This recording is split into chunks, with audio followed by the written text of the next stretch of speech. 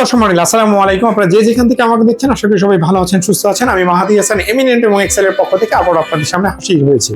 প্রতিবারের মতো আরো একজন কৃতি শিক্ষার্থীর কথা বলবো এবং এই কৃতি শিক্ষার্থীর গল্প শুনবো, সে কিভাবে সফলভাবে জাপানে যাওয়ার ভিসা পেলো এবং আজকে এই সাফল্যের দোরগোড়ায় এসে পৌঁছলো। পাশাপাশি অবশ্যই জানতে চাইবো তার এই সফলতার পিছনে কাদের অবদান ছিল এবং আমাদের এমিনেন্ট বা এক্সেলের অবদান কতটুকু ছিল, এবং অবশ্যই শুনবো ভাষা শিখতে তার কতটুকু সময় লাগছে এবং জাপানে যাওয়ার জন্য তার কতটুকু সময় দেওয়া লাগছে। আসুন পরিচিত আমাদের শিক্ষার্থীর সাথে। আপনার নামটা যদি একটু বলতেন। কাজী শাহিন আলম দেশ। আচ্ছা শাহিন, আপনি তো অনেক দেশ ছিল, জাপানকেই কেন বাছাই করলেন?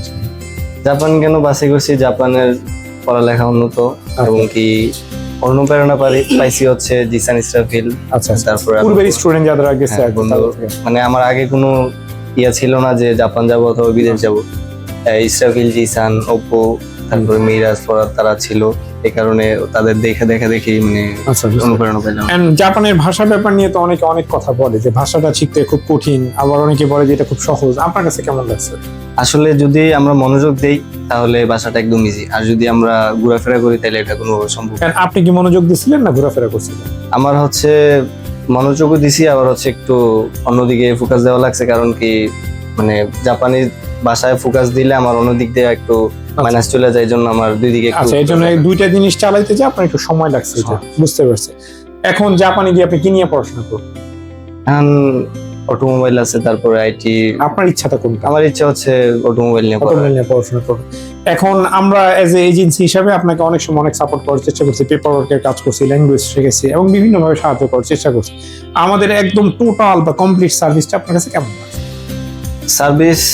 সার্ভিসের দিক থেকে খেয়াল করলে প্রথমে ধন্যবাদ দিতে হবে ইরাম সেন্সিকে, দিবাত ইসলাম ইরাম, কারণ ওনার যেই পড়ালেখার যেই ধরন মানে অনেকটা ভালো, আর আপনাদের প্রসেসিংও ভালো। মানে সর্বোচ্চ যেটা ধন্যবাদ জানাই ইরাম সেন্সিকে। আপনাদেরকে ধন্যবাদ, কারণ আপনারা অনেক কষ্ট করছেন, তর্জমাপু কষ্ট করছে, তারপর আপনি তো আসেনি এখানে, এই আর কি। আচ্ছা, এখন মনে করেন অনেক সময় এজেন্সি তো অনেক কথা বলে, কিন্তু লাস্টে এসে দেখা যায় যে তাদের অনেক কথা ঠিক থাকে না। তারা বলে এই পেপার, আবার অনেক সময় দেখা যায় স্টুডেন্টদের সাথে ওইভাবে কোঅপারেট করে না। মানে আপনার অভিজ্ঞতা থেকে এরকম কিছু আসছে? অভিজ্ঞতা থেকে এরকম হালকা পাতলা মাথায় আসছিল, যাক ওইটা বলে লাভ নাই। মানে বিষয় হচ্ছে কি, ধরেন আপনারা ফাইল প্রসেসিং ভালোভাবে করছেন, মানে সর্বোচ্চ দিক দিয়ে খেয়াল করলে মানে ফাইল প্রসেসিং ভালো। আচ্ছা, ঠিক আছে। এখন আমাদের কোন জায়গায় কি আপনার এটা মনে হচ্ছে যে আন্তরিকতার কোনো অভাব আছে? না, আন্তরিকতার অভাব নেই, কারণ প্রথম দিক থেকে ভালো সার্ভিস দিয়ে আসতেছেন। আর ফাইনাল প্রশ্ন হলো, জাপানে তো অনেক স্টুডেন্ট এখন চিন্তা ভাবনা করতেছে, অনেকে কনফিউজ, আবার অনেকে ভাবতেছে বিদেশি ভাষা শিখতে পারবো কিনা। তাদের উদ্দেশ্যে যদি আপনি কোনো পরামর্শ দেন। আসলে আমরা জাপানি ভাষাটা মানে কঠিন ভাবে দেখি। যখন আমি প্রথমে ইসরাফিল আমাকে প্রথমে মানে দিত যে এই হিরাগানা গাতাগানা, আমি বলতাম যে কি নাকি।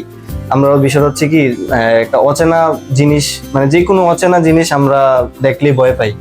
আসলে আমরা যখন জিনিসটার ভিতরে ইনভলভ হই তখন মানে জিনিসটা সহজ লাগে আর কি। তো আশা করি যে স্টুডেন্ট আসবে, ভর্তি হবে, পড়ালেখা করবে, মানে জাপানিজ ভাষা আইসা যদি একটা স্টুডেন্ট দৈনিক 5 থেকে 7 ঘন্টা প্লাস সময় দিতে পারে, আশা করি সে 3 মাস 3.5 মাসে এনাফ, বেশি দিন সময় লাগবে। যাক, অনেক ধন্যবাদ শাহিন, আপনি সময় নিয়ে আমাদের এখানে আসছেন এবং আপনার মূল্যবান বক্তব্য রাখছেন। সুদর্শক মণ্ডলী, আপনারা শুনলেন শাহিনের কথা এবং জানতে পারলেন তার অভিজ্ঞতার কথা। পাশাপাশি এটাও জানলেন যদি একজন সঠিক সময়ে সঠিক সিদ্ধান্ত নেন, জাপানে যাওয়া বা বিদেশে যাওয়া খুব কঠিন কিছু না। আর ভাষাগত দিক থেকে যদি কেউ সঠিকভাবে সময় দেয় এবং এটার দিকে যদি ফোকাস দেয়, তাহলে ভাষাটাও খুব দ্রুতই আয়ত্ত করা সম্ভব।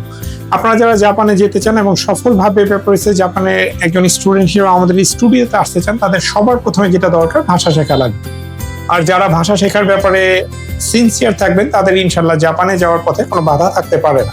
আশা করি আপনারা একজন সফল স্টুডেন্ট হিসেবে শাহিনের মতো আমাদের এই প্ল্যাটফর্মে আসবেন এবং একজন সফল স্টুডেন্ট ভাবে ইন্টারভিউতে অংশগ্রহণ করবেন। তার আগ পর্যন্ত সবাই ভালো থাকবেন, সুস্থ থাকবেন। আসসালামু আলাইকুম।